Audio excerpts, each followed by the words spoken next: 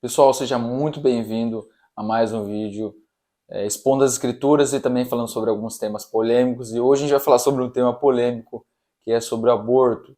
Acredito que todo mundo está sabendo sobre esse tema que aconteceu, de uma criança, né, que sofreu um estupro ou supostamente sofreu um estupro, porque existem várias matérias sobre o mesmo caso. A gente tem que tomar um pouco de cuidado também na hora de que a gente for ver a fonte, né, quem que é que está falando o que de fato aconteceu, quais outras mídias confiáveis estão falando sobre o assunto. Então tudo isso a gente tem que fazer para não repercutir, não simplesmente vai lá, ouve uma mensagem do WhatsApp, né? Não, isso aqui é verdade, já repercute, e aí a gente está sendo negligente, a gente não pode fazer isso também, né? Bom, então sobre esse tema, é um tema bem polêmico, né? Praticamente, bom, as matérias que eu consegui ver, né? Então falam sobre uma criança, né, que engravidou de 10 para 11 anos e também surgiu à tona de novo, repercutiu bastante. A gente pode ver aqui nas redes sociais, tenho certeza que você tem recebido aí também, sobre que meu corpo, minhas regras, vamos legalizar o aborto, né, tá matando pessoas e etc. E a pergunta que eu deixo para você, você como cristão ou você que não é cristão, né, que está ouvindo, aproveitando, né, qual que deveria ser o posicionamento de fato cristão em relação ao aborto? E é mais assim do ponto de vista legal mesmo. Então a gente vê bastante até políticos defendendo, são contra o aborto, outros que são a favor do aborto. Então isso e essa discussão aqui é sobre se libera ou não libera. É tipo, por isso que é tema polêmico, né? E é uma discussão muito difícil, né, de acertar, porque existe abrindo parênteses rapidamente, existe uma discussão, né, tanto no pensamento científico, na academia, tanto filosoficamente, socialmente, teologicamente, em relação a que quando começa a vida. Porque, em relação à parte legal, né, se começa a vida ali em um mês de gestação, quer dizer que já vira um assassinato. Esse corpo não pertence mais a mim. Esse ser que está se formando, por exemplo, na barriga de uma mulher que está se formando não é mais dela. Então esse é o ponto específico, né, que encaixa na lei aí, e há um debate, tudo, e dentro da legislação vigente hoje no Brasil, né, se eu não me engano, tá, eu acho que é isso ainda, está em vigor, que é em dois casos que são liberados o aborto, que é em caso de estupro, né, em violação, alguma coisa assim, ou uma gestação de um feto acéfalo, que ele não tem cérebro, ele vai nascer já morto, né? Simplesmente não tem o que fazer. Então esses são, acho que, os dois casos, né? Não sei se tem mais alguns que herdam desses, né? Que eu acabei de falar, mas eu acredito que seja isso.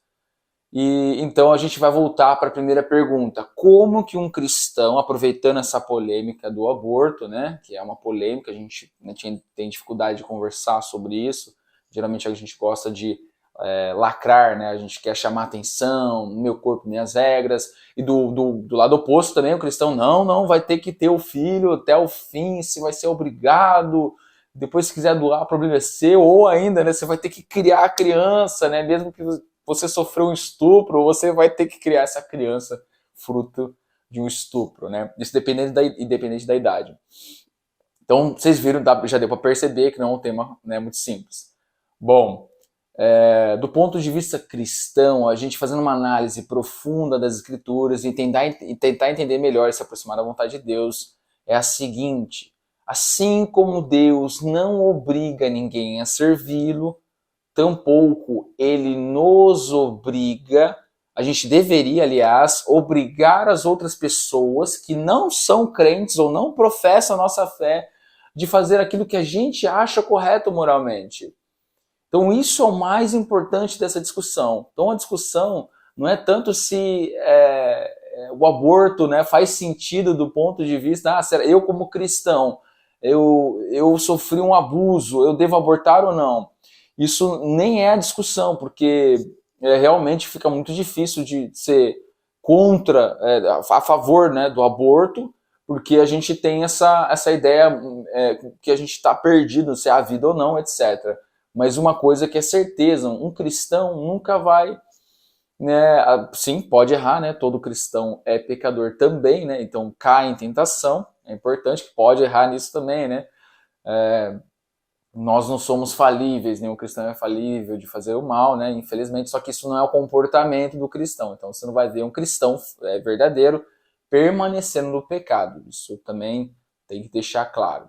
Bom, então a questão não é nem se Deus permite ou não permite. E olhando as escrituras, realmente fica difícil, porque Deus, ele é o dono da vida, né? Então infelizmente, coisas ruins acontecem, até como uma gestação fruto de um adultério, uma gestação fruto de um relacionamento totalmente sem pé nem cabeça. O casal nem sabe o que é da vida. Então, mas às vezes acontece essa gestação indesejada, né? E inclusive do ponto de vista de Deus, assim, da vontade de Deus. Não é da vontade de Deus que um casal, né, que não tem compromisso, tenha um filho. Então isso não é nem da vontade de Deus, isso, né? É óbvio isso também. Tampouco é da vontade de Deus que se aborte o processo, né? Porque assumiu uma responsabilidade. Nos casos extremos de estupro, né? Que é uma coisa abominável, né? Então fica mais, parece que dá um aval. Não, eu vou fazer isso porque é fruto de um estupro, etc. Então eu acredito que assim como a gente não pode obrigar ninguém a servir a Deus, a gente tem que falar a respeito da vontade de Deus para essa pessoa, e essa pessoa vai ter que aceitar ou não, vai querer aceitar ou não ouvir o falar do Espírito Santo.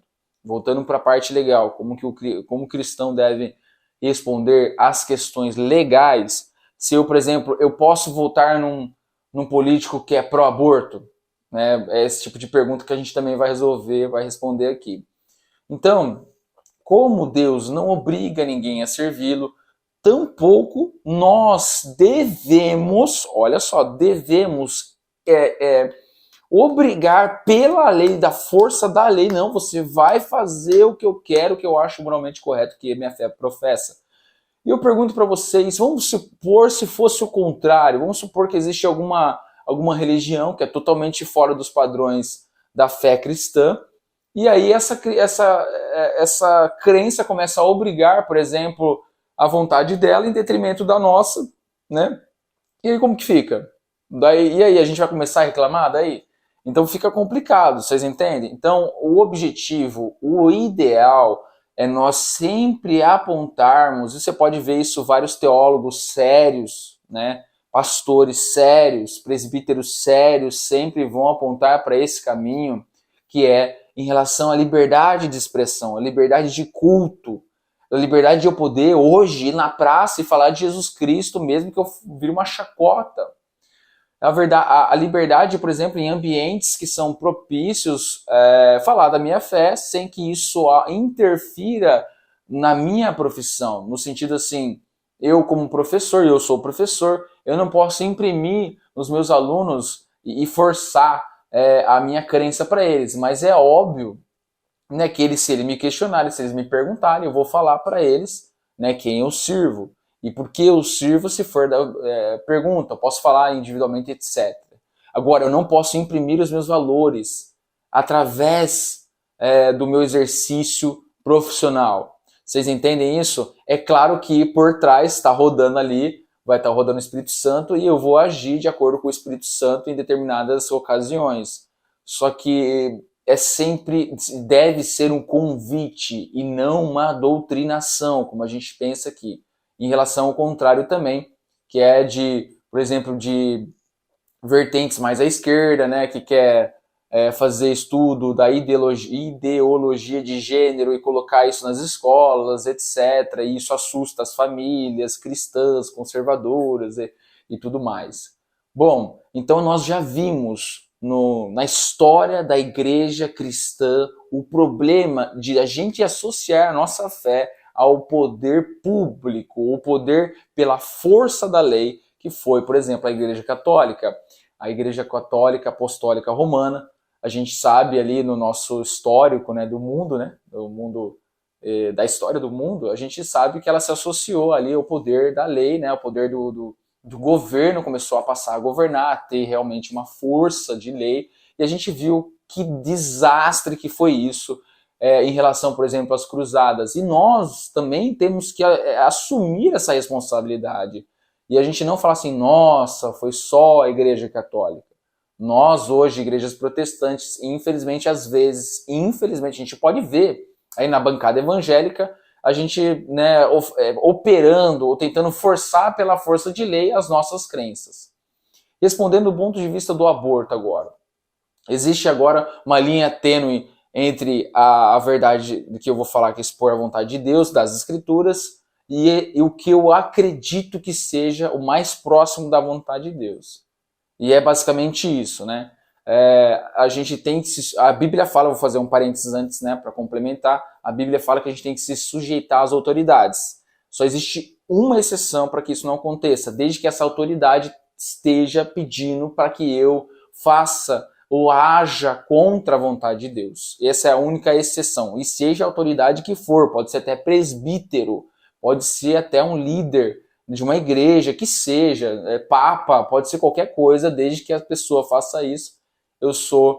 Tenho um aval do Senhor, inclusive, é uma obrigação nossa, vide lá Sadraque, Mesaque e Abednego, quando foram, se eles não se prostrassem à estátua do rei, eles iam ser, né, ser executados. E eles assim não fizeram segundo, e eles fizeram segundo a vontade de Deus, não se prostraram, foram jogados na fornalha de fogo ardente e não pereceram. E através disso também houve um testemunho, né, do poder de Deus através da vida desses irmãos que foram fiéis à palavra de Deus, mesmo que isso custasse a própria vida deles. Então dá para ver, né, que de fato eles eram crentes de verdade convertidos. Então, agora voltando, fazendo esse parênteses, do ponto de vista legal, não faz muito sentido nós como cristãos, pela força da lei, a gente forçar as pessoas a não abortarem. Por quê? Porque eu estou obrigando essa pessoa a fazer o que eu acredito que seja certo, o que a minha fé professa, mas também, assim, a Bíblia ensina que não tem como a gente tratar o incrédulo como crente e não exigir santidade dele, ou exigir que ele não peque. Pelo contrário, nós temos que, às vezes, se fazer de judeus para com os judeus, não pecador como os pecadores, mas de judeus para com os judeus, fraco para com os fracos, para que, se possível, ganhasse alguns. Então a gente tem que, não pela força de lei, oprimir ou obrigar as pessoas a servirem a Deus, mas convidá-los a conhecer a verdade que há em Cristo Jesus e eles verem que maravilhoso que é servi-lo, não porque a gente tem medo dele, mas porque nós o amamos, e isso é importante. E ele sim é um Deus justo, o justo juiz, e tem a sua ira e a sua perfeita justiça. Mas também ele é amor, mas também ele manifesta a sua vontade nos convidando a servi-lo. Ele não faz acepção de pessoas. Portanto, né, do ponto de vista legal, nós não devemos imprimir a nossa fé e obrigar as pessoas a abortarem. Mas é razoável e a gente investir, na verdade, nosso tempo convencendo as pessoas o porquê que é essa vontade de Deus. Então a gente gasta munição, esforços naquilo que é a luta contra o pecado e não uma determinação, um protocolo. Você vai fazer isso. E muitas pessoas que estão dentro da igreja, elas assumem protocolos para si, mas estão longe da vontade de Deus. E aí quando vem a prova, né, e vem a chuva, a tempestade, elas caem porque elas não estão alicerçadas na rocha. Elas podem estar alicerçadas, por exemplo, na visão delas, da igreja para elas, da família para elas, do cônjuge, mas não estão alicerçados na rocha. E o fruto disso é uma queda. Bom, em relação ao aborto, seria isso, mas isso também abre precedente para a gente conversar sobre outras coisas do ponto de vista legal, né, do que a gente, o cristão, qual que é a luta do cristão. Antes de ser político, um cristão, ele é cristão. Antes de ser esposa, ela, se for cristão, ela é cristã. Quem está em Cristo, portanto, antes de ser qualquer coisa, é crente. E tem que ouvir e entender a vontade de Deus e não o que a pessoa acha certo. E tampouco eu, como eu estou me fazendo de mestre aqui, eu devo expor a minha vontade. mas eu devo colocar a vontade de Deus em xeque. E aí a pessoa, verdadeiro, o Espírito Santo convencerá essa pessoa de toda a justiça. Convencerá a pessoa do seu próprio pecado e haverá purificação verdadeira. Então eu não posso imprimir os meus valores pela força da lei, porque tampouco Deus oprime, Ele obriga a gente a servi-lo. Pelo contrário, Ele nos convida, sabendo que aquele que não está com Ele, que não decide servi-lo, haverá consequências, porque Ele é a vida. E assim, é uma consequência natural, inerente, não porque ele é mesquinho, que ele é homem e pensa como, é falho como nós, de jeito nenhum, mas porque ele de fato, ele é a fonte da vida. E quem não permanece nele, não tem como ter vida eterna, não tem como, ainda que a gente seja umas baterias ambulantes que tem a vida que ele nos doou, vai chegar uma hora que já não é mais. E a gente vai ter que prestar conta das nossas obras, de qualquer jeito. Tanto eu, que se eu não tivesse crido em Jesus, eu teria que prestar contas das minhas más obras. E com certeza, assim como todo mundo que está aqui, seria condenado, porque ninguém é justo perante esse Deus maravilhoso. Mas nós somos justificados pelo sangue do Cordeiro. Bom, é isso que eu queria passar, não quero tomar muito tempo, tá bom? E então essa é a minha indicação: perca tempo pregando o evangelho, pare de perder tempo na lacração. Então isso é o meu recado de hoje. Espero que esse vídeo tenha abençoado você e perca tempo, investindo para saber quem é esse Deus e conhecê-lo, porque daí sim você vai ter autoridade para falar, com intimidade para falar do amor de Deus e não obrigar as pessoas a servir na marra, pela força de lei, que quer que seja. Esse é meu recado e fique na paz.